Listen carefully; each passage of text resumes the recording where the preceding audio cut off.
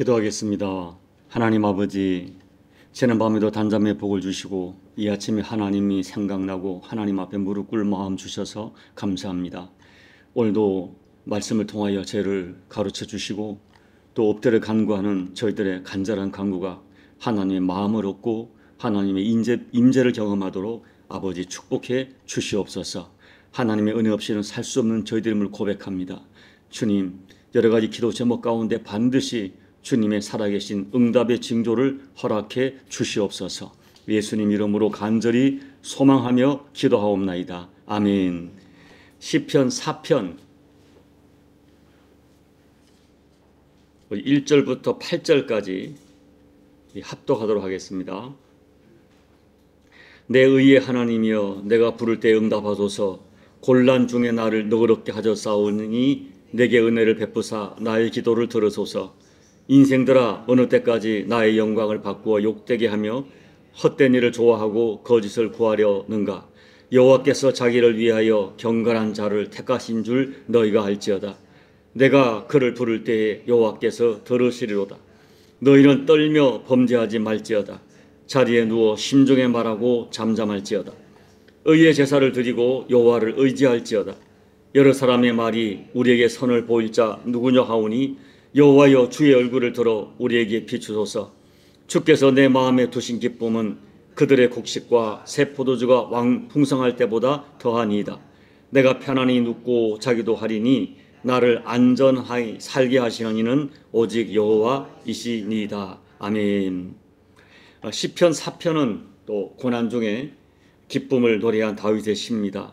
흔히 시편 3편을 아침의 노래라고 부르고 또 시편 4편은 저녁의 노래라고 부릅니다. 8절을 보면 내가 편안히 눕고 자기도 하리니 나를 안전히 살게 하시는 이는 오직 여호와이시니이다.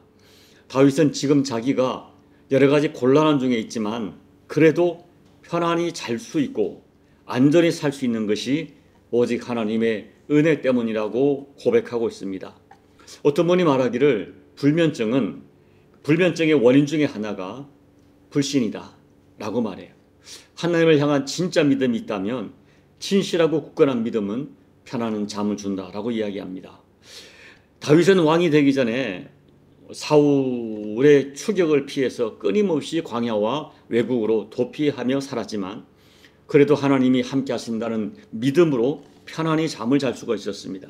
이 극심한 고난 중에도 하나님의 약속을 믿고 또 하나님의 그 안전한 보호를 확신하면 편안한 잠을 잘 수가 있습니다.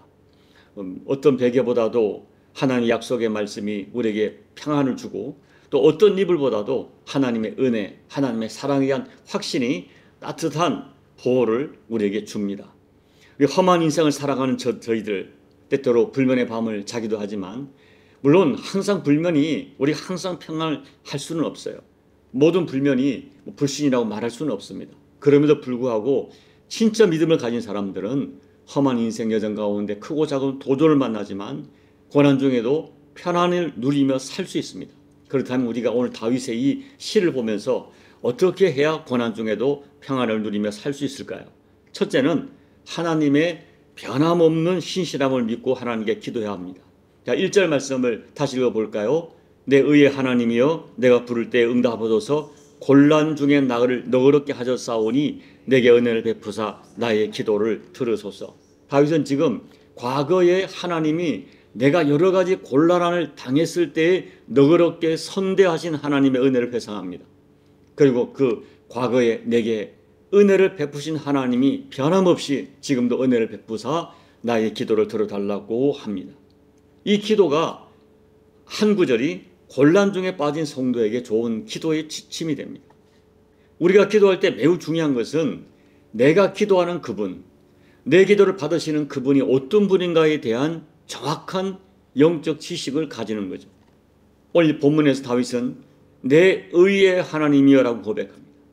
다윗이 과거에 경험한 하나님은 공의를 행하시는 하나님이시기에 지금 내 문제도 의롭게 해결해 주실 것을 믿었어요. 그래서 곤란 중에도 평안을 누리며 쉴 수가 있었습니다. 하나님은 의로우실 뿐 아니라 성경을 보면 긍휼이 많으신 자비의 하나님이세요. 우리의 죄악대로 갚지 아니하시고 하나님 앞에 자기의 죄를 고백하고 연약함을 고백하며 나오면 누구든지 너그럽게 대하시는 선대하시는 하나님이십니다. 그러므로 다윗은 곤란 일을 만났을 때 무슨 일을 만나든지 이 하나님의 선대하심을 생각하며 나와 기도합니다. 그리고 그 하나님은 변함없는 하나님이세요. 변함없이 선대하시는 하나님을 신뢰하고 엎드렸습니다. 여기에서 다윗이 평안의 은혜를 누릴 수가 있었어요. 둘째, 고난 중에 평안을 누리려면 고난 중에도 끝까지 경건하게 살아야 됩니다. 자, 2절을 보면 인생들아 어느 때까지 나의 영광을 받고 욕되게 하며 헛된 일을 좋아하고 거짓을 구하려는가. 이 구절에 언급된 인생들아 하는 것은 1차적으로 모든 인간들을 가르치지만 특별히 오늘 말씀에서는 다윗을 배반한 사람들을 뜻합니다.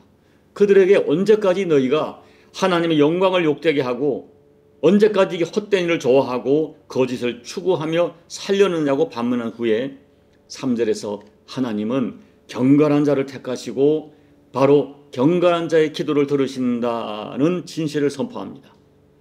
결국 하나님 앞에 경건한 사람이 쓰임을 받고 경건한 사람의 기도가 능력 있게 응답된다는 것을 고백하는 거예요. 여러분, 그런데 사람들은 보통 이 경건을 종교 행위로 자꾸 오해를 합니다. 금식기도, 새벽기도, 성경 읽기, 주일 예배 등등 이런 행위를 잘하는 사람을 경건하다 말합니다. 야, 저 사람은 달라. 늘 또 어떤 분은 스스로도 그렇게 생각해요. 내가 365일 새벽기도 하는 사람이야 하고 은근히 생각을 해요. 물론 여러분 그런 행위가 경건의 한 요소는 될 수 있을지 모르지만 반드시 그런 사람이 경건하다고 성경은 말하지 않습니다. 성경이 말하는 경건은 따로 있습니다. 한 가지 예를 들면 야고보 사도가 그가 쓴 야고보서에서 경건이 무엇인지를 구체적으로 콕 집어서 언급한 것이 두 가지가 있어요. 첫째, 자기 혀를 경건하게 구별하는 사람입니다. 야고보서 1장 26절을 제가 읽어드립니다. 누구든지 스스로 경건하다 생각하며 자기 혀를 재갈 물리지 아니하고 자기 마음을 속이면 이 사람의 경건은 헛것이라. 입술이 절대 되지 않은 사람은 경건한 사람 아닙니다. 입술이 절대 되지 않은 신앙생활은 헛된 경건이 될 수 있습니다. 우리가 한 사람의 믿음과 그 사람의 영성과 인격의 수준을 함부로 판단할 수는 없지만 그 사람의 언어의 습관을 보면 대략 파악이 됩니다. 영성은 속일 수가 없습니다. 내 영성의 가장 중요한 표대, 잣대는 입술의 경건에서 나타납니다. 둘째는 연약한 주변 사람들을 돌보는 마음이 있는가? 그 마음이 경건이에요. 자, 야고보서 1장 27절 하나님 아버지 앞에 정결하고 더러움이 없는 경건은 곧 고아와 과부를 그 환난 중에 돌보고 또 자기를 지켜 새 속에 물들이지 아니하는 그것이라. 주변에 어려움 당하는 자, 고난 당하는 자, 연약한 자를 보면 마음이 아파야 돼요. 아무 관심이 없고 아무 도움도 없고 냉정하고 인색한 마음으로 드리는 예배, 기도, 종교 행위는 본문을 보니까 헛된 경건이라. 경건이 아니다라고 말합니다. 여러분, 경건한 마음은 주변의 연약한 형제와 이웃을 긍휼히 여기는 마음과 그 긍휼의 마음이 구체적인 성김으로 나타납니다. 그러면서도 자기를 지켜서 새 속에 물들이지 아니하는 거룩한 몸부림으로 나타납니다. 사도행전 10장에 보면 경건한 한 사람이 소개되고 있는데 로마의 백부장이었어요. 고넬료죠. 성경은 그를 경건하다 말하고 또 하나님께서 그의 경건을 들으시고 그의 기도를 들으셨다 하는 대목이 나와요. 보면은 이 백부장 고넬료는 이방인이면서 유대인들을 많이 구제를 합니다. 어느 날 하나님의 사자가 나타났어요. 그리고 말씀하기를 너의 기도와 구제가 하나님 앞에 상달되어 기억하신 바 되었다고 선포합니다. 여러분, 교회에서 아무리 많은 종교 행위를 해도 그 마음과 삶이 인색한 사람은 경건한 사람일 수 없고요. 경건하지 않은 사람의 기도는 하나님께 잘 상달이 되지 않습니다. 오직 진정으로 경건한 사람, 또 자기를 세속에서 지켜 물들지 아니하려고 몸부림치는 이 경건한 사람의 기도가, 그들의 구제가, 그들의 종교 행위가 하나님께 연락되어지고 하나님께 기억되어 평안의 축복이 주어집니다. 셋째, 고난당했을 때 사람에게는 침묵하고 하나님께는 예배해야 합니다. 자, 4절을 읽어볼까요? 너희는 떨며 범죄하지 말지어다. 자리에 누워 심중에 말하고 잠잠할지어다. 이 구절에서 떤다는 것은 분노한다는 말이에요.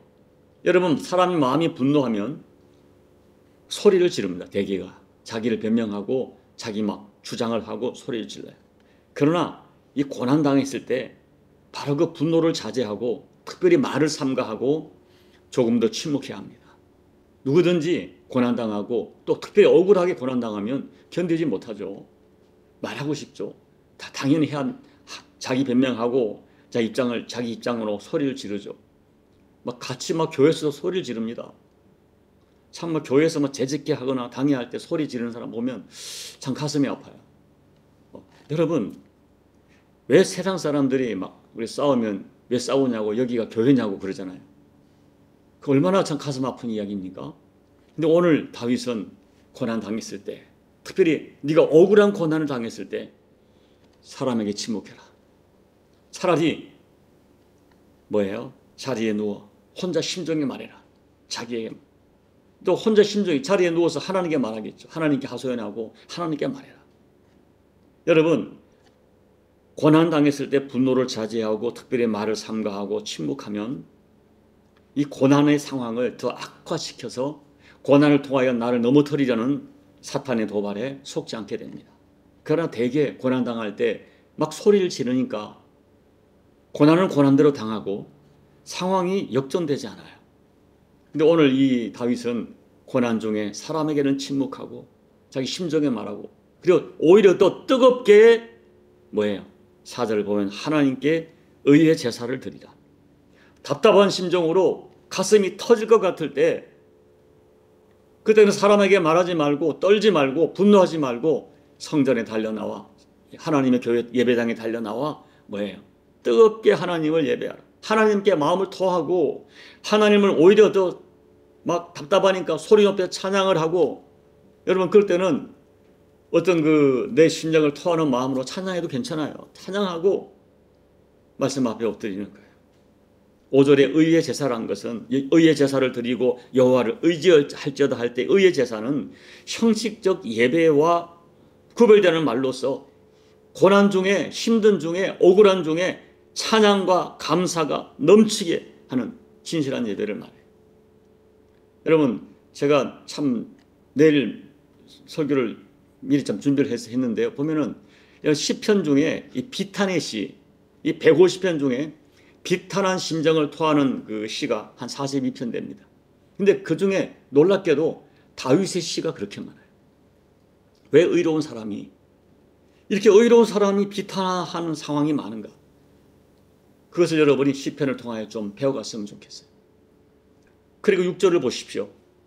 다윗을 따르던 무리 중에 일부 사람이 너무 상황이 힘드니까 이렇게 말하는 거예요.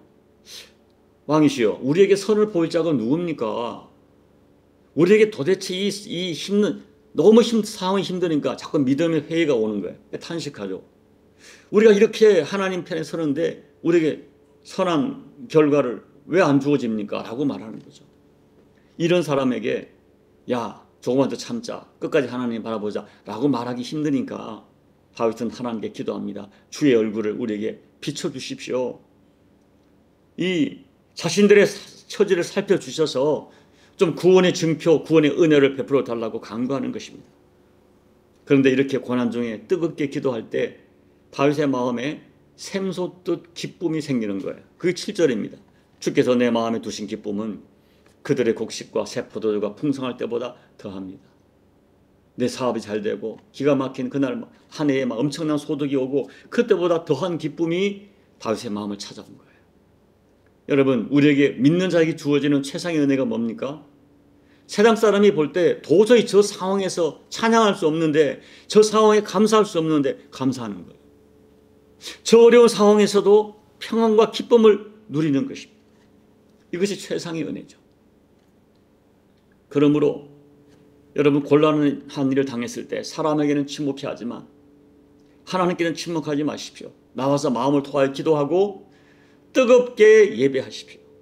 곤란 중에 하나님을 예배한다고 기도한다는 것은 저 사람이 하나님을 신뢰하고 있구나 하는 최상의 표현이에요. 또 하나님께서도 너가 나를 신뢰하는구나 하는 최상의 신앙 고백으로 받아들이세요.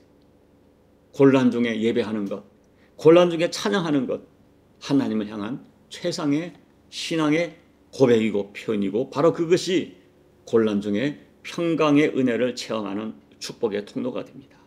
그래서 8절 말씀처럼 편안히 눕고 잘 수 있습니다. 여러분, 신실한 성도도 곤란한 일을 많이 당합니다. 그러나 신실한 성도는 그 곤란한 상황에만 함몰되지 않아요. 그것하고만 싸우지 않아요. 아무리 상황이 어려워도 믿음 없이 상황과만 싸우지 않고 하나님을 바라봅니다. 그래서 곤란한 상황에도 믿음 없는 생각이나 믿음 없는 말을 쉽게 뱉지 않습니다. 그리고 믿습니다. 사람은 나를 버려도, 친구는 나를 배신해도 하나님은 나를 버리지 않는다. 주께서 말씀하기를 너희 부모는 너를 버려도 나는 너를 버리지 않고 내가 너를 내 손바닥에 새겼다. 손바닥에 너의 이름, 너의 존재를 내가 새겼다 라고 말씀하세요. 그 하나님의 약속을 믿어드리는 거예요. 하나님을 진짜 곤란한 중에도 믿어드리는 것입니다.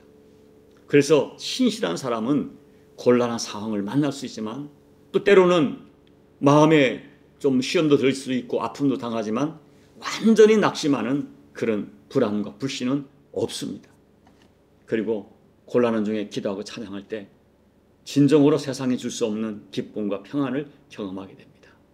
사랑하는 여러분, 인생을 살다 보면 곤란한 일을 만나게 되겠지만 끝까지 하나님을 바라보고 신뢰해서 또 오히려 적극적으로 하나님을 찾다가 회복의 은혜를 입으셔서 오늘 다윗처럼 이 다윗이 시를 지었듯이 하나님을 향한 놀라운 신앙 고백을 올려드리는 저와 여러분 되시기를 예수님 이름으로 축복합니다. 아멘. 408장을 찬양하겠습니다. 나 어느 곳에 있든지 늘 마음이 편하다. 주 예수 주신 평안함 늘 충만하도다. 나의 마음속이 늘 평안해. 나의 마음속이 늘 평안해.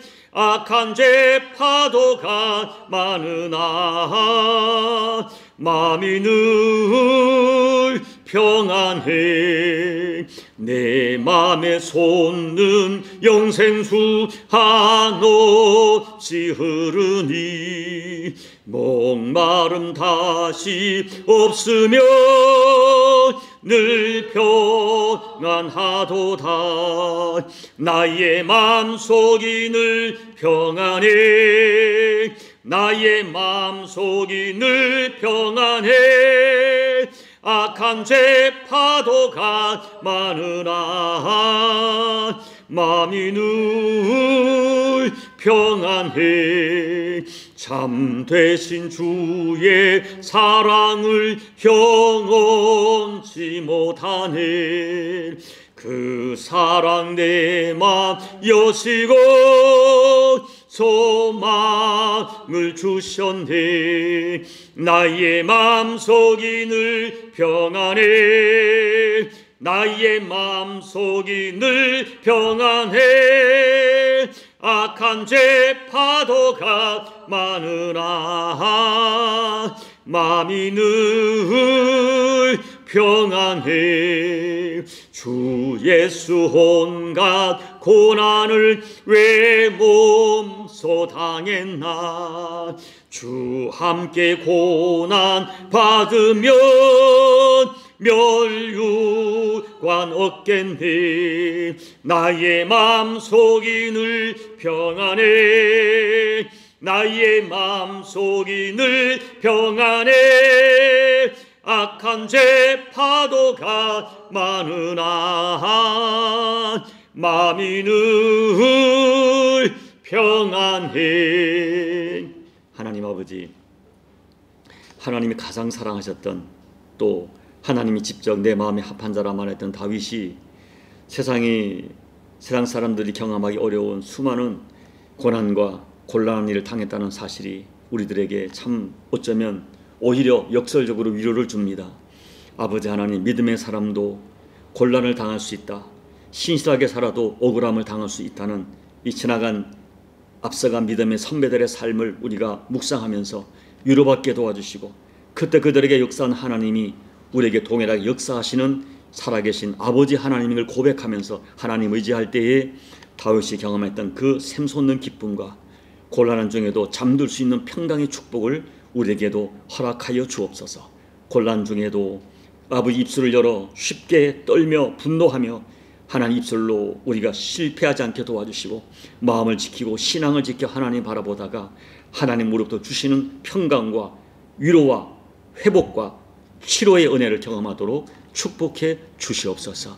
예수님 이름으로 간절히 신뢰하며 믿으며 기도하옵나이다. 아멘. 오늘 말씀 묵상하면서 혹시 여러분이 크고 작은 곤란을 당해도 믿음으로 승리하는 믿음 될 수 있도록 오늘 말씀을 잘 적용하시기 바랍니다. 우리 교회와 또 조국 대한민국 교회를 기도해 주시고, 여러분 주변에 특별히 곤란한 일을 당한 누군가를 위하여 간절히 기도해 주시고, 여러분 각자의 개인 기도로 예배를 마무리하시고 돌아가시기 바랍니다. 하나님 아버지, 하나님의 사랑했던 사람이 참 곤란한 일을 당했다는 사실이, 또 그가 비탄에 처하여 부르짖는 기도가 우리에게 역설적으로 위로를 줍니다. 하나님 아버지, 앞서간 믿음의 산바들이 수없이 실패하고 그들의 삶에 죄의 흔적이 있음이 우리에게 위로를 줍니다. 아버지 하나님, 은혜 베풀어 주옵소서. 아버지 하나님, 도와주십시오. 아버지 하나님, 축복해 주십시오. 아버지 하나님, 우리들에게 놀랍게 역사해 주시고, 아버지 하나님, 우리 당한 곤란한 일을 우리 응전해가는 영적 싸움의 내용과 방법이 하나님 보시기에 아름답고 하나님 보시기에 하나님 인정하시는 그런 믿음의 싸움을 싸워가는 저희가 될 수 있도록 도와주옵소서.